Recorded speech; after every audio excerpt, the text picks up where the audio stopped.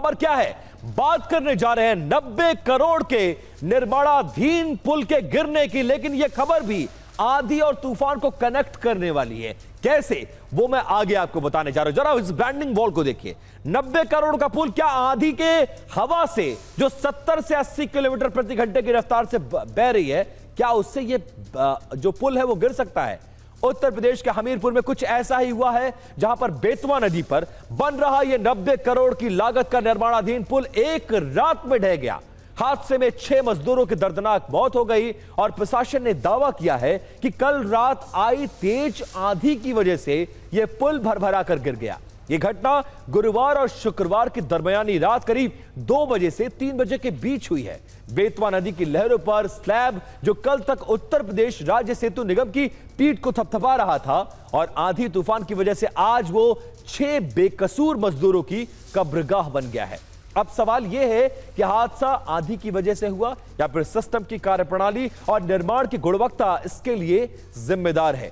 यह पहली बार नहीं है जब इस तरह की घटनाएं उत्तर प्रदेश में हुई हो और इसी तरह के निर्माणाधीन पुल गिर गए हो।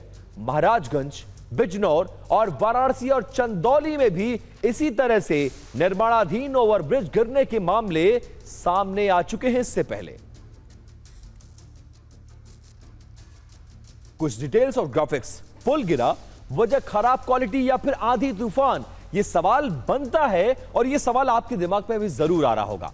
यह हादसा हमीरपुर के कुरारा इलाके में हुआ है, जहां बेतवा नदी पर पुल का निर्माण किया जा रहा था। तूफान से पुल का स्लैब गिर गया, यह दावा किया गया। हादसे में 6 मजदूरों की मौत हो गई। रेस्क्यू के लिए मौके पर एसडीआरएफ की टीम में मौजूद हैं। सीएम योगी ने इस पूरे मामले का संज्ञान लेते हुए जांच की बात कही है। साथ ही मृतकों के परिजनों को यूपी सरकार की तरफ से 5-5 लाख रुपए का मुआवजा देने का ऐलान भी किया है। अब देखिए, पुलिस अधीक्षक मृगांक शेखर पाठक ने हादसे पर क्या कुछ कहा है, वो भी सुनिए जरा।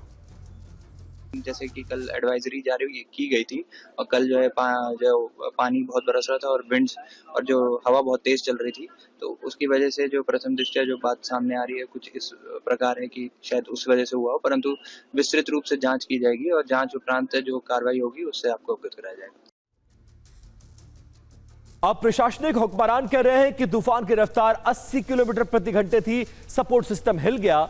लेकिन सवाल यह है कि क्या पुल इतना कमजोर था कि तेज आंधी को भी नहीं झेल पाया? यह सबसे बड़ा सवाल है। और सवाल यह उठता है कि जब आंधी तूफान का रेड अलर्ट था तो उस निर्माणाधीन असुरक्षित स्लैब के नीचे मजदूरों को सोने की इजाजत किसने दी है? क्या ठेकेदार और शेल्टर कंपनी के लिए इन गरीबों की जान की कोई कीमत नहीं है? क्या सुरक्षा मानकों और लेबर गाइडलाइंस को ताक पर रखकर रात में यह काम करवाया जा रहा था? विपक्ष आरोप लगा रहा है कि विकास की बुनियाद इतनी खोखली हो चुकी है कि चंद मिनटों की हवाओं का झोंका करोड़ों के पुल को तिनके की तरह उड़ा ले गया, जबकि बीजेपी इसे मामूली हादसा बता रही है। आपको सियासी बयानबाजी क्या कुछ हो रहा है इस हादसे को लेकर, वो सुनवाते हैं। जो मौके पर देखने पर महसूस हो रहा है, इस तरीके से इतना बड़ा पुल और भरभरा के गिर गया है, तो ये तमाम सारे प्रश्नवाचक चिन्ह सब लोगों के सामने है। इन सभी का जवाब जांच के पश्चात होगा। जांच में जो चीजें निकल के आएंगी, सरकार कड़ी कार्रवाई। मोदी जी, ये एक्ट ऑफ गॉड है या एक्ट ऑफ फ्रॉड? ये तो प्योर एक्ट ऑफ फ्रॉड। जहाँ जहाँ आपकी सरकारें हैं वहाँ वहाँ आप ड्रोन क्यों नहीं भेजते? ड्रोन से क्यों नहीं जानकारी लेते हैं कि कौन सा पुल कितना कमजोर बनाया है, किस पुल में कितना भ्रष्टाचार हुआ है? वो 5 मजदूर जो काल कवलित हुए हैं उसकी जिम्मेवारी कौन लेगा? बिहार में 17 पुल गिरते हैं और उत्तर प्रदेश में ये 4था पुल गिरा है और आप हिंदू मुसलमान करने में लगे हुए। हमीरपुर की बेतवा नदी पर मलबे का ढेर सिर्फ सीमेंट और सरिये का नहीं और नुकसान का नहीं है, बल्कि ये सिस्टम की लापरवाही और आम आदमी के टैक्स के पैसे का नुकसान भी है। अब देखना यह है कि जांच से क्या कुछ सच इस पूरे मामले में सामने आता है।